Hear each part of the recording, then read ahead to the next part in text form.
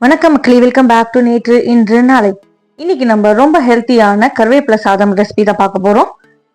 உங்க வீட்டில் இருக்கிற குழந்தைகள் பெரியவங்க லஞ்ச் பாக்ஸ்க்கு இந்த சாதத்தை நீங்க கண்டிப்பா பண்ணி வைக்கலாம். பண்றது ரொம்ப ஈஸி தான். இதை நான் எப்படி பண்ணுங்கிறத பாக்குறதுக்கு முன்னாடி நம்ம சேனலுக்கு நீங்க ஃபர்ஸ்ட் டைமா வரீங்கன்னா மறக்காம சப்ஸ்கிரைப் பண்ணுங்க. யூஸ்வலா கடைகளில் போய் காய்கறிகள்லாம் வாங்கணும்னா நம்மளுக்கு ஃப்ரீயா கருவேப்பிலை கிடைக்கிறதுனால அதோட மதிப்பே நம்மளுக்கு தெரியறது இல்லை.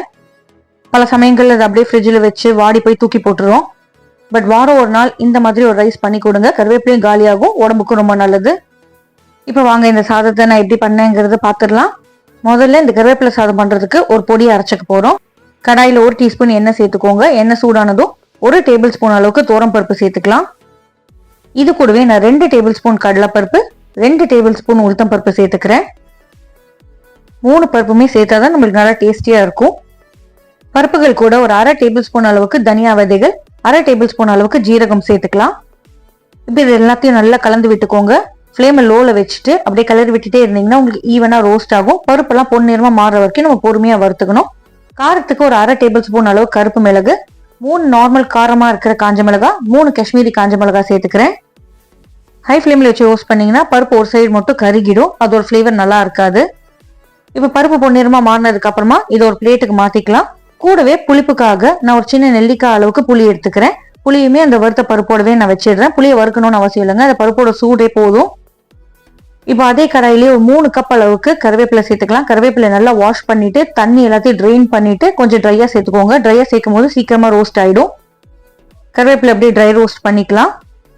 கருவேப்பிலை அப்படியே இந்த புறப்புறன்னு தொட்டா பொடியாகும் இல்லையா, அந்த பதத்துக்கு ரோஸ்ட் ஆகணும்னு அவசியம் இல்லைங்க. கொஞ்சம் ஈரப்பதத்தோட நம்ம அரைச்சாதான் கருவேப்பிலையோட அந்த பச்சை வாசனையோட சூப்பரா இருக்கும்.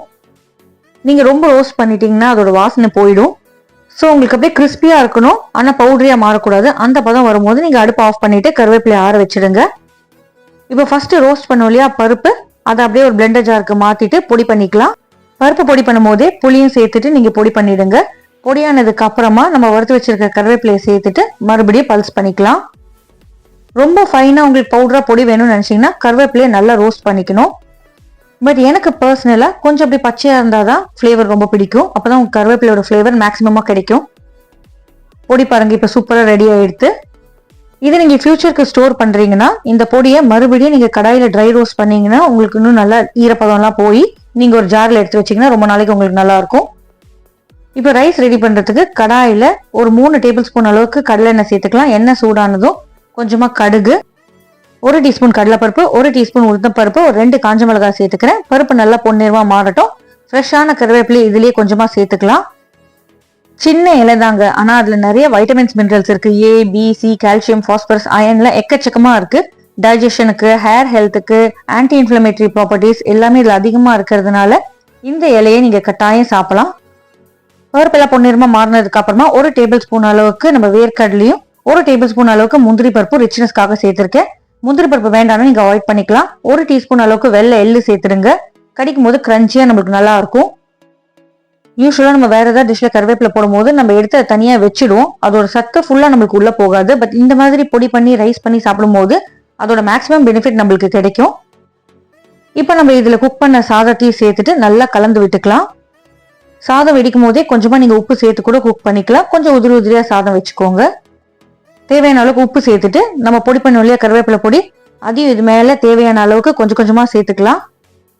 ஒரேடியே சேர்க்காம ஒரு 2 டேபிள் ஸ்பூனா சேர்த்துட்டு கலந்து விட்டுட்டு மறுபடியும் தேவைப்பட்டா நம்ம டாப் அப் பண்ணிக்கலாம். உங்க வீட்டு காரம் புளிப்புக்கு ஏற்ற மாதிரி தான் நீங்க இந்த பொடியோட அளவு அட்ஜஸ்ட் பண்ணிக்கணும். நல்லா ஈவனா பரவுற வரைக்கும் மிக்ஸ் பண்ணி விட்டுருங்க. கலர் போது ஃப்ளேம் லோலியே இருக்கட்டும். இப்ப பொடி சேர்த்துட்டு கலந்து விட்டதுக்கு அப்புறமா உப்பு இருக்கான்னு செக் பண்ணிக்கோங்க. ஃபைனலா அடுப்பு ஆஃப் பண்ணிட்டு 1-2 டீஸ்பூன் நெய் சேர்த்துட்டு கலந்து விட்டுருங்க. நெய் வாசனை ரொம்பவே நல்லா இருக்கும். உங்களுக்கு பெருங்காய ஃபிளேவர் பிடிக்கும்னா மேல கொஞ்சமா பெருங்காயம் தூவிக்கலாம். அவ்வளவுதாங்க. நல்லா கலந்து விட்டுட்டு டிஃபன் பாக்ஸ்ல பேக் பண்ணிடுங்க. தொட்டுக்கிறதுக்கு ஏதோ ஒரு காய் இல்லைன்னா அப்பளம் போதும். நம்மளோட குவிக், ஈஸி, ஹெல்த்தியான கருவேப்பிலை ரைஸ் ரெடி. இந்த ரைஸை உங்க வீட்டுல கண்டிப்பா நீங்க ட்ரை பண்ணி பாருங்க. ட்ரை பண்ணி பார்த்துட்டு எப்படி வந்ததுங்கிறத எனக்கு கமெண்ட்ஸ்ல சொல்லுங்க.